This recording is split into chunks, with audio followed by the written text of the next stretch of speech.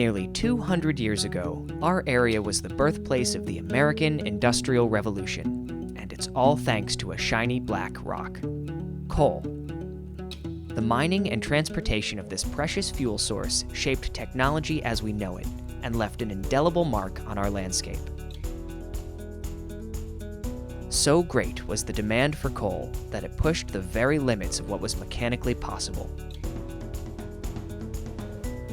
This is the story of the Gravity Railroad, a masterpiece of design, ingenuity, and industry.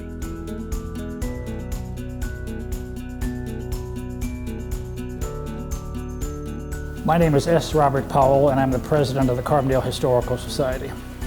In America at the time, the primary fuel before coal was on the scene was lumber, wood. All the trees, however, had been largely cut down by the early 19th century, and so America was in the middle of an energy crisis. Prior to the War of 1812, coal could have been imported from Virginia or from Great Britain, but with the War of 1812, there was a blockade on the eastern seaboard, and so nothing could be brought into New York and Philadelphia, for example, which meant that the eastern seaboard had no fuel. The Wirtz brothers, Morris and William Wirtz, who were the pioneers in the development of coal here in the Lackawanna Valley, they were dry goods merchants in Philadelphia, and they provided the federal government with uniforms in the War of 1812. In payment for the uniforms, the government gave them land in northeastern Pennsylvania. As it turns out, the Wirtz brothers were given the largest anthracite deposit in the world, worth trillions of dollars worth of anthracite coal. All of this coal going to market beginning in 1829 solved America's first energy crisis. And getting that coal to market proved to be a challenge, as it was an uphill trek from the mines in the valleys. It was a new invention, the railroad, that proved to be the solution to the problem. The gravity railroads in northeastern Pennsylvania are very interesting. There were 3 of them, as a matter of fact.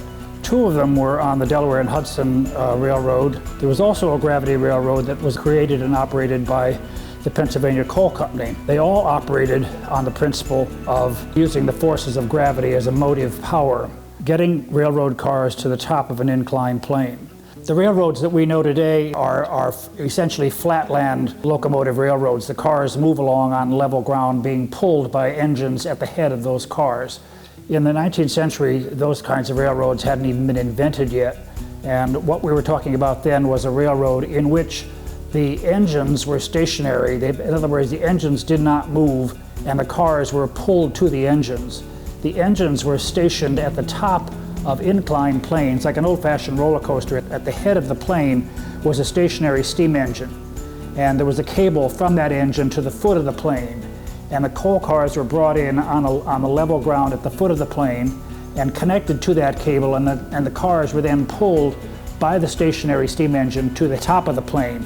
At the top of that small hill, then, the cars were disengaged from the cable, and they coasted a little bit of a distance to the foot of the next plane, where they were connected again to a cable that pulled them up another plane, at the head of which was another stationary steam engine. But once the car got to the top of the hill, the top of the mountain, for example, here above Carbondale, that's when gravity kicks in big time, because the cars, in going down the other side of the mountain, they're going down because of their own weight, which means they're going by the forces of gravity are causing them to move forward. Then the car moves to the bottom of the mountain, and then it moves by steps for example, to the canal basin at Honesdale. It was a very creative technology, invented as they went along. They were not relying on existing technology. They were creating the technology as they sent this coal to market. By the time of the American Civil War, they were sending 1 million tons of coal or more over the mountain yearly, which is an astonishing accomplishment when you think of all the work involved in getting the coal from the mines to the customer. From 1829 up until 1867, I think the year was, they simply could not meet market needs. The market kept saying, "We need more coal, send us more coal." And so the D&H revised the roadbed of the Gravity Railroad essentially 5 times in the course of the 19th century, so they could make it more efficient, get more coal into the system, and get more coal to the market. After one of the revisions, it was discovered that the railroad was going on a very unusual route over the mountain, and that local people were jumping on coal cars and riding on coal cars into the Lackawanna Valley from the top of the mountain. Not a very safe enterprise, nevertheless they did it. The D&H decided to capitalize on this interest in people wanting to ride on these moving vehicles over a mountain.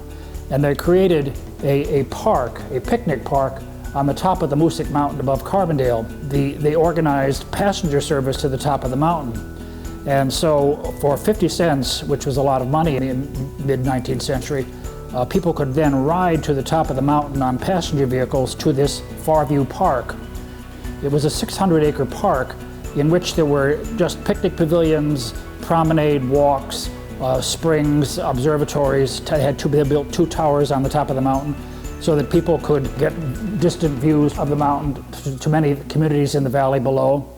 So popular did it become to have this park on top of the mountain, fresh air and sunshine above the dirty, grimy industrial valley below, that people traveled from as far as suburban New York and Boston to get to the top of the mountain here because of the path the railroad took up and down the mountain. It was like a roller coaster ride from the top of the mountain. You could ride for 20 miles on this railroad.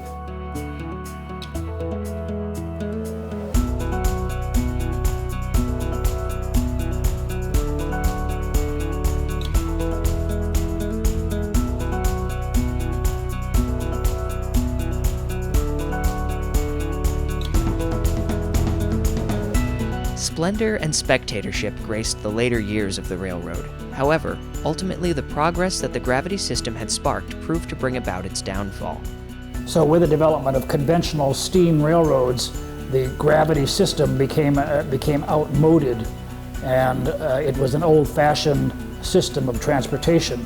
But it served its purpose well for about 100 years, and even after steam locomotives were operational everywhere in America, the gravity continued to exist because it was an existing and successful transportation system. The coal that came out of the Lackawanna and Wyoming valleys here in northeast Pennsylvania made possible the industrialization of America in the course of the 19th century. Without that anthracite coal, industrialization could not have taken place.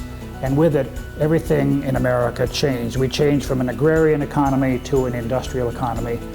And the importance of the anthracite coal for northeast Pennsylvania being shipped by these 3 different gravity railroads cannot be overstated. It saved the day, it provided America with the fuel, and we became an industrialized nation as a result of this coal from northeast Pennsylvania.